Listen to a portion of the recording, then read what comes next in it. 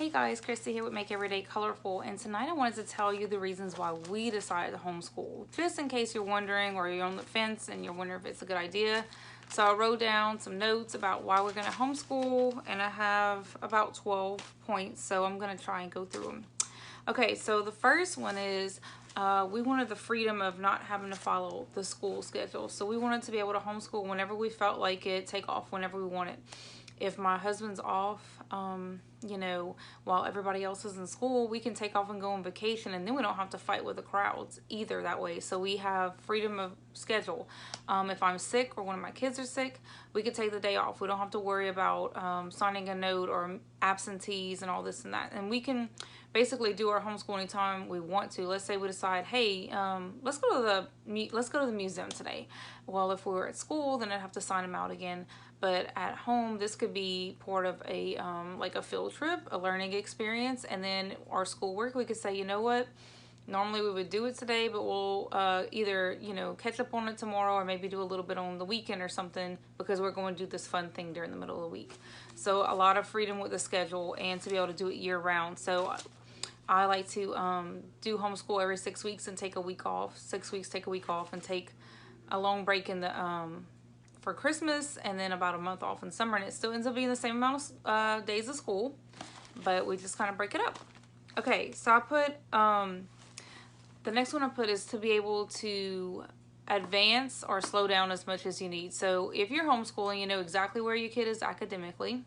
So let's say you have a child that is a struggling reader. Let's say they're in 2nd grade. They may be struggling with reading. Now in school, this could even fail them if they're having trouble reading. But at home, you can work in that area.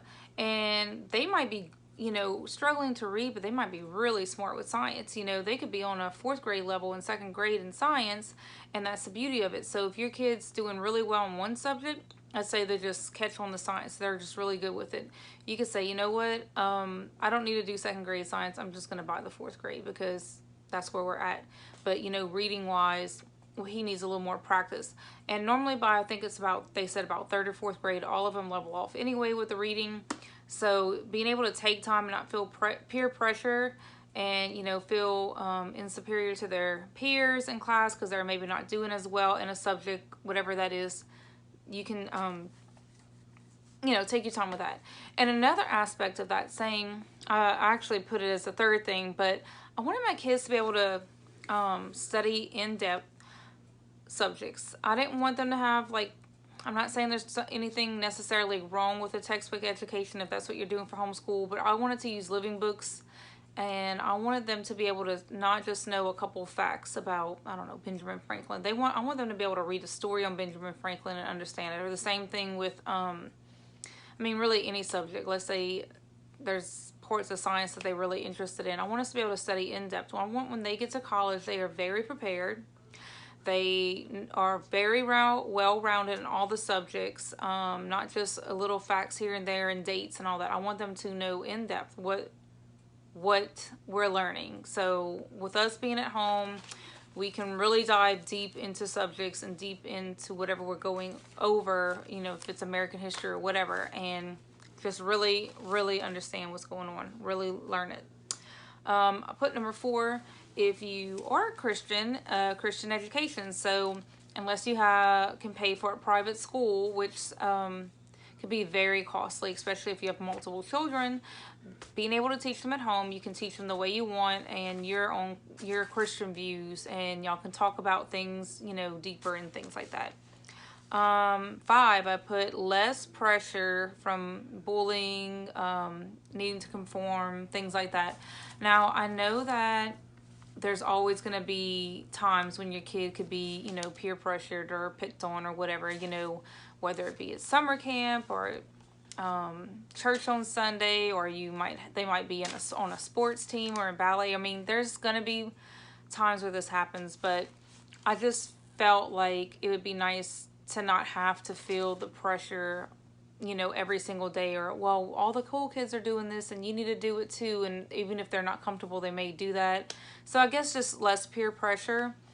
It's good for kids to have those experiences, obviously. I mean, they need to learn how to handle that, but I know for me personally in school, I was picked on a lot at one school I went to, and it kind of made it hard for me to go to school every day, to be honest. I had to eventually switch schools to, for it to be different, but it was hard for me to go to school every day knowing that I was going to get picked on. I put, study areas of child's interest and choose curriculum that fits them best. So in school, everybody's learning the same thing. So, it's kind of like comparing apples to oranges. Not all kids are the same. We're not all going to grow up to be scientists. We're not all going to grow up to be teachers. We're not going to all grow up to be veterinarians. So in school, we're all learning basically the same cookie cutter style of learning. And I wanted to be able to cater to my children. So what this means basically is whatever their interest is. So if my daughter, my youngest, loves dinosaurs, she tells us all the time she wants to be a paleontologist. So let's say she grows up, she's a teenager, and she actually wants to do that. Well, we could do just our regular core subjects, and then she has more time in her free time to be able to study these, study more in depth with that area, or volunteer at a museum or whatever it is. And it could be, and we can even maybe find a curriculum that fits around that area of study. Maybe when she's in high school with science, that would fit more towards what she wants to be when she grows up. So that was a big thing, and if I'm doing a certain reading program and it just doesn't work with my young child, I can buy a different reading program. I don't have to be like, well, this is what the school says you have to learn to do, or you're not going to be able to pass, first grade. So being able to cater to my kids' needs. More time for being a kid. Okay, so I put more time for being a kid. When you homeschool, you do not homeschool from 8 to 3. Normally you only homeschool a couple of hours every day because, it's such a small class and you can get through everything really fast and you can go at your own pace, and, it's more one-on-one. So that means that my kids have, the rest of the day to be a kid. They can run around.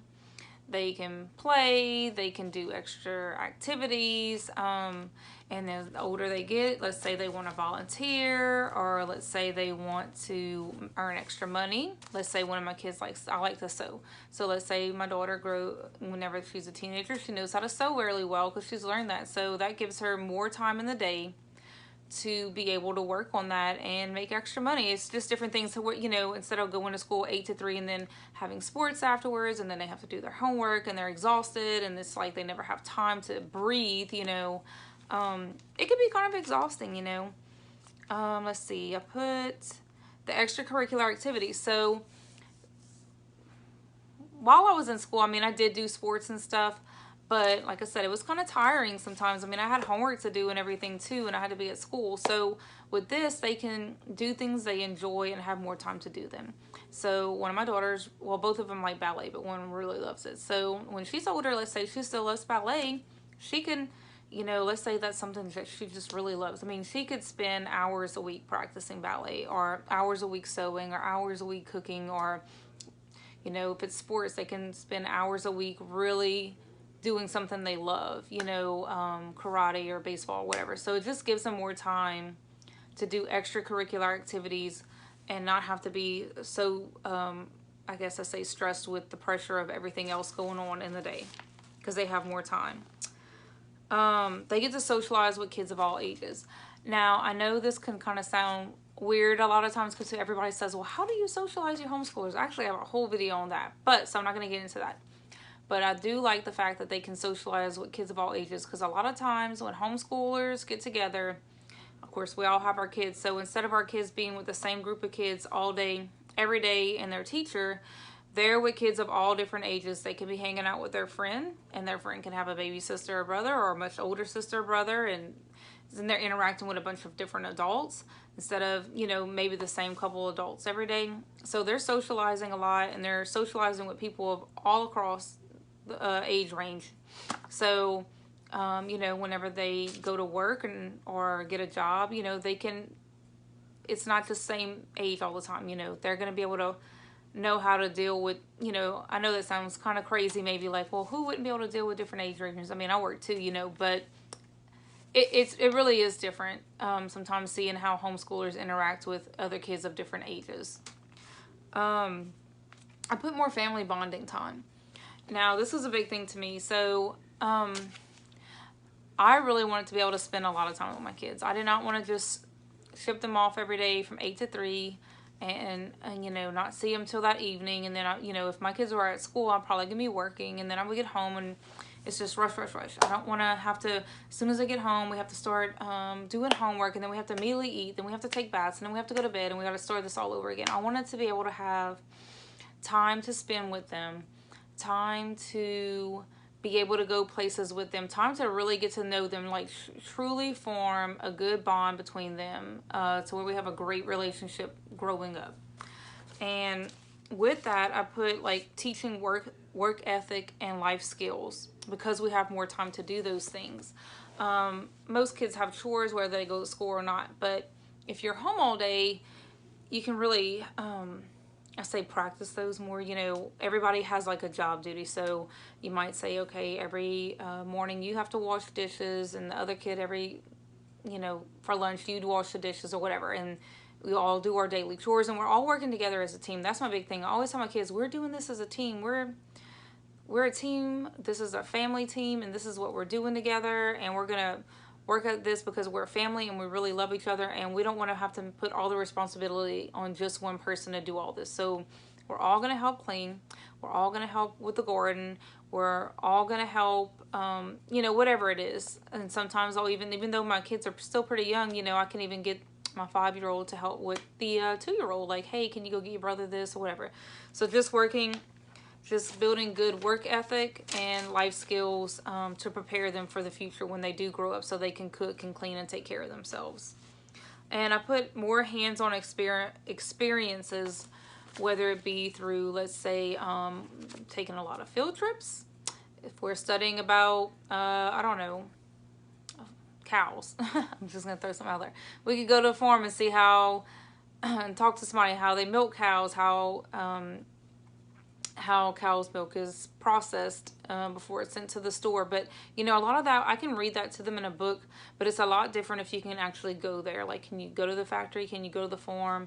And the same thing with museums. If you're studying, or can we go to art gallery? You know, most times with school they take maybe 1 or 2 field trips a year. With us, we could literally be studying something and be like, hey, you know what, let's go do that Friday. Let's go see where we can go Friday to get this hands-on experience and look at and really learn what we just talked about in this book. Same thing with, let's say, science. You know, in school, when you got 20-something kids in a class, they can't always just do science experiments with us because we're just at home. We can be like, hey, we just learned about this. Why don't we try and recreate it? Or why don't we try and do this? So it's just a lot of hands-on experiences. And that about wraps up what I had put down. I mean, I could probably go into more detail on other things, but you get the gist of what I'm saying. I just feel like homeschooling was perfect for our family. I wanted to have all these experiences with them. I want to know where they're at growing up. I want to have a great bond with them. And I just want us to enjoy school. I want them to love school. I want them to love reading. I don't want them to feel like it's a chore that they have to do every day. I want them to truly enjoy it. And then whenever they get out in the real world, they're very well-rounded and, you know, in life. Well, that concludes what I have to say. So if you liked what you saw, please share the video with other people, and you can follow me on Instagram and Facebook, and you can subscribe on YouTube. And I hope y'all keep up with what I have, because I have other videos that are on here about homeschooling too. Well, thank you for watching, and have a blessed day.